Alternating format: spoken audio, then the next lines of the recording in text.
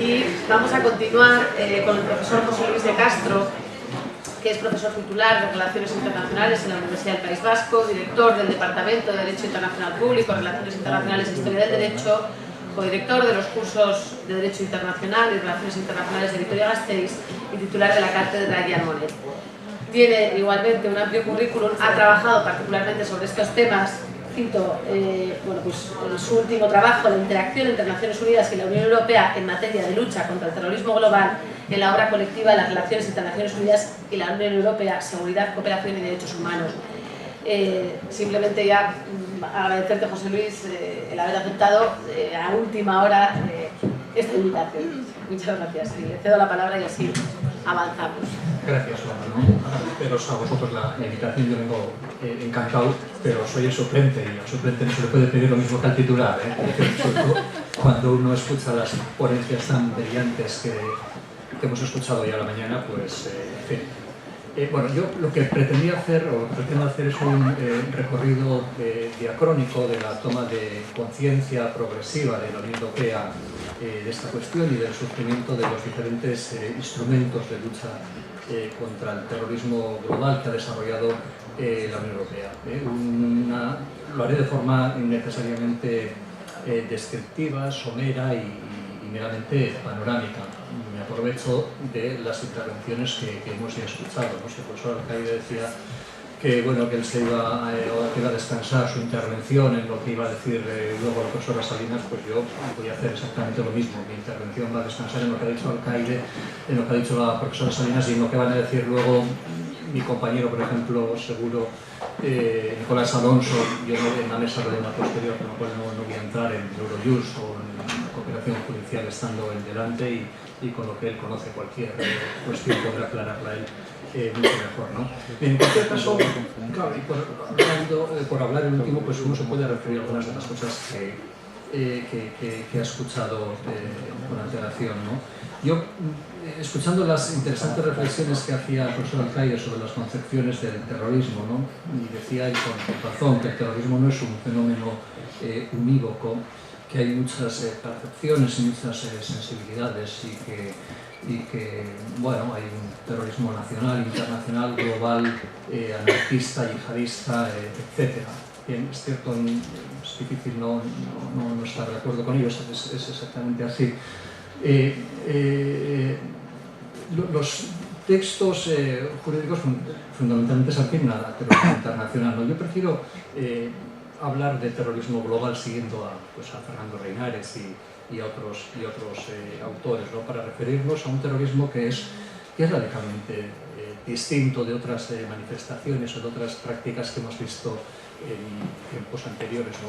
Creo que el terrorismo global, el que conocemos todos, que viene manifestándose a partir de los años 90 del siglo pasado, protagonizado por Al-Qaeda y sus extensiones territoriales y sus entidades afiliadas, es distinto, me parece, de una forma bastante nítida del terrorismo internacional de Guerra Fría que practicaba Israel, por ejemplo, o que practicaba Estados Unidos financiando escuadrones de la muerte en América Latina, o que protagonizaba la Unión Soviética y llevaban a cabo países como Libia, Argelia. Estoy pensando en el terrorista Carlos y todo aquello. Yo creo que estamos hablando de un terrorismo radicalmente distinto, y aunque sea una categorización simplificada, excesivamente simplificada, pues creo que sí vale la pena, ¿no? Que seamos conscientes de que este terrorismo, este hiperterrorismo, terrorismo global de base islámica, etcétera,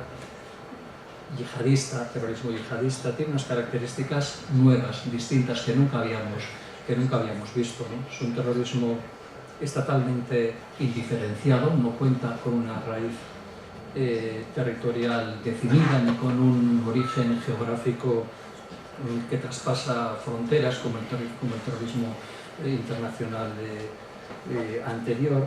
Es decir, en este terrorismo las fronteras no son un criterio, para definirlo. Sí, claro, hay estados que tienen una gran responsabilidad. Estaremos pensando probablemente en Afganistán, o estaremos pensando en Yemen o Sudán, como recordaba también la profesora Salinas ahora mismo, pero yo creo que lo que hace este terrorismo privatizado es apoderarse, apropiarse y aprovecharse de la debilidad de estos estados. No creo que responde a una lógica, pues como digo, más privatizada. Es un terrorismo en el que el componente religioso islámico es determinante, y lo dejo ahí, no lo quiero, pero el componente islámico es determinante, es bastante obvio. Es un terrorismo sin estructuras jerárquicas definidas y determinadas, identificables, con objetivos imprecisos y no definidos. Claro, si el objetivo de este terrorismo es los infieles, o es el gran Satán, o es Occidente, obviamente ahí no hay una concreción ni una indefinición.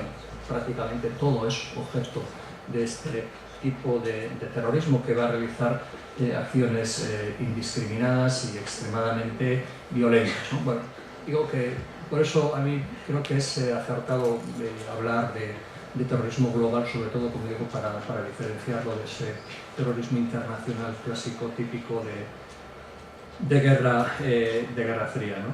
Y es un terrorismo que amenaza explícitamente a Europa, sí, aunque también hay que señalar que, a pesar de la retórica antioccidental y de los grupos o de las redes que perpetran este tipo de terrorismo, a pesar de esa retórica antioccidental, el principal escenario no es Europa ni los países occidentales, sino que son precisamente los países islámicos, el principal escenario donde se manifiesta esta práctica, ¿no? Este terrorismo, como decía, no territorializado o transterritorializado, dicen algunos, ¿no? Terrorismo en red, hablamos de la red Al-Qaeda, de las diferentes ramificaciones. Pero bueno, bien, ciertamente es una práctica que amenaza explícitamente a Europa, que amenaza explícitamente a nuestros valores de democracia, de apertura, de derechos y libertades, y que puede beneficiarse también de nuestro proceso de integración. Todo cabe que la supresión de las fronteras interiores pues facilita y puede facilitar, y sabemos que ha facilitado en buena medida en muchas ocasiones, o en algunas ocasiones, la actuación terrorista. Por lo tanto es necesario proceder a una respuesta integrada en el ámbito comunitario, en el que yo me voy a centrar, a través de la coordinación policial, a través de la coordinación judicial, a través de la creación de mecanismos conjuntos, etc.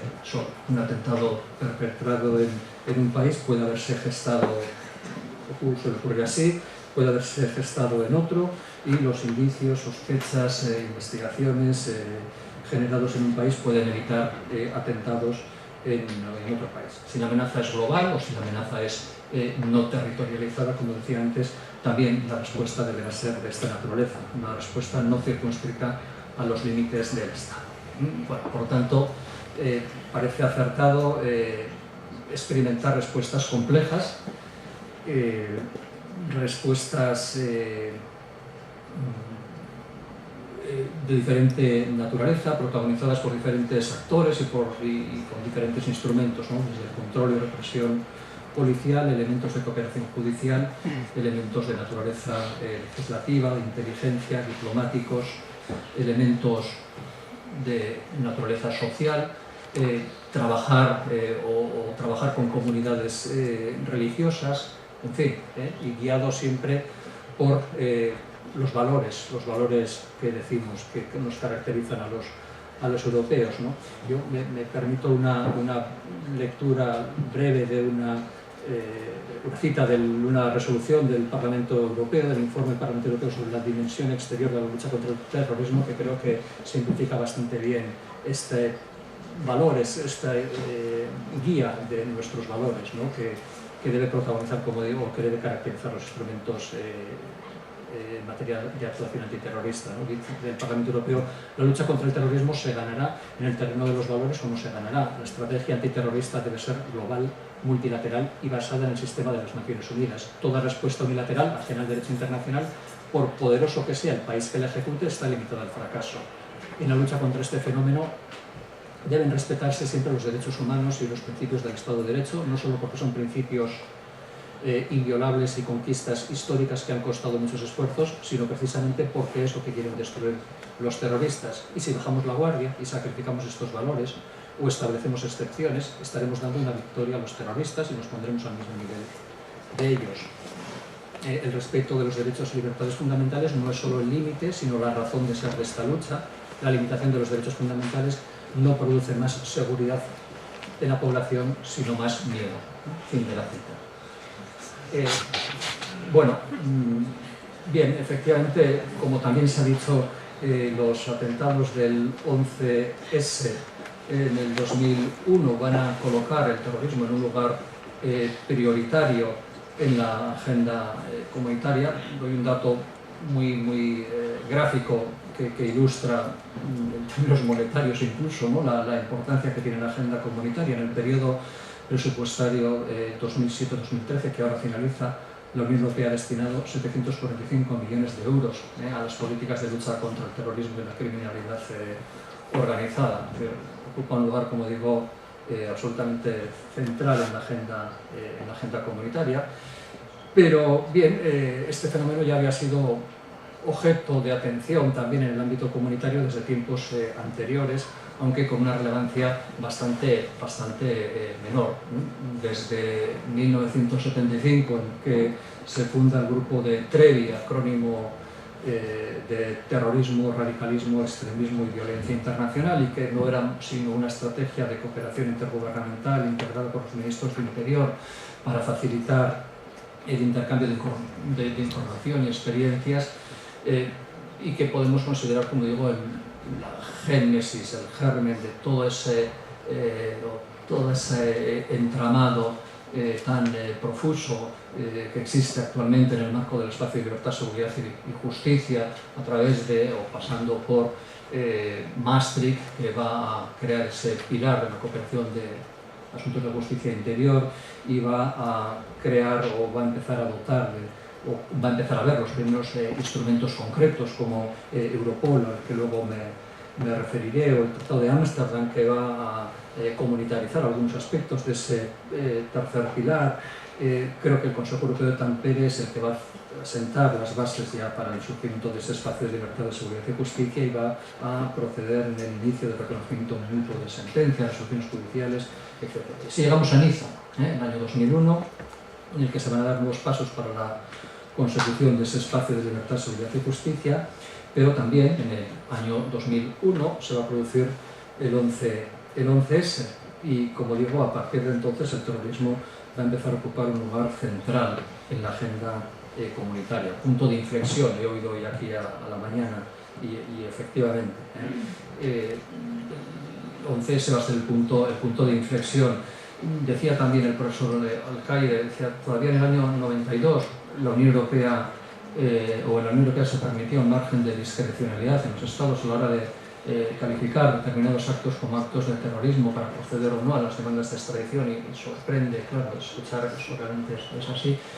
Pero es que más, hasta el año 2001, hasta el atentado con las Torres Gemelas, más de la mitad de los estados comunitarios carecían de legislación explícitamente destinada a combatir el terrorismo.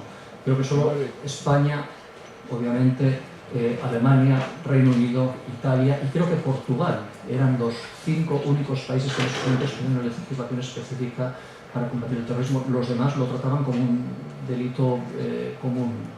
Entonces, son cuestiones, como digo, que nos sorprenden, ¿no?, cuando las vemos un poco en perspectiva. Bien, como digo, punto de inflexión, por lo tanto, es 11S. Va a haber un Consejo Europeo extraordinario el 21 de septiembre del 2001, esto es 10 días más tarde de los atentados, un Consejo Europeo que se celebra todavía un poco mediatizado por el shock, obviamente, que habían producido esos atentados. Y a partir de ahí, este Consejo Europeo establece que la lucha contra el terrorismo es un objetivo prioritario de la Unión Europea, y esto va a suponer, como digo, un cambio cualitativo en el tratamiento del terrorismo por parte de la Unión Europea, en el sentido de que a partir de entonces va a dejar de ser considerada una cuestión progresivamente va a dejar de ser considerado una cuestión meramente interna para afrontarlo con estrategias comunes, conjuntas, con estrategias colectivas por parte de la Unión Europea. El terrorismo deja de ser considerado algo, como digo, estrictamente doméstico. Y a partir de ahí va a haber en consecuencia una multitud de actuaciones en cascada. Simplemente voy a señalar, así como decía, diacrónicamente, ¿no? Consejo del 27 de diciembre del 2001, posición común estableciendo un listado de personas y organizaciones a las que se aplican medidas de embargo financiero, persecución, vigilancia, que salió también a lo largo de la mañana. Incluye organizaciones tanto europeas como de Oriente Medio. Decisión marco del Consejo sobre la lucha contra el terrorismo del 13 de junio del 2002, también lo señalaba la profesora Salinas, esta fecha en la que se van a aprobar dos documentos importantes, ¿no? Esta resolución o esta decisión marco, que incluye una definición común aceptada por la Unión Europea de actos de terrorismo y de grupos terroristas. También se ha referido hoy a la mañana esta definición común que realiza la Unión Europea y que, bueno, con sus dificultades y con sus deficiencias, que también han sido señaladas hoy a la mañana, pero bueno, yo creo que supone un primer paso interesante en la armonización, en la caracterización, en la tipificación conjunta de determinadas prácticas como delitos de terrorismo, a pesar de, como digo, de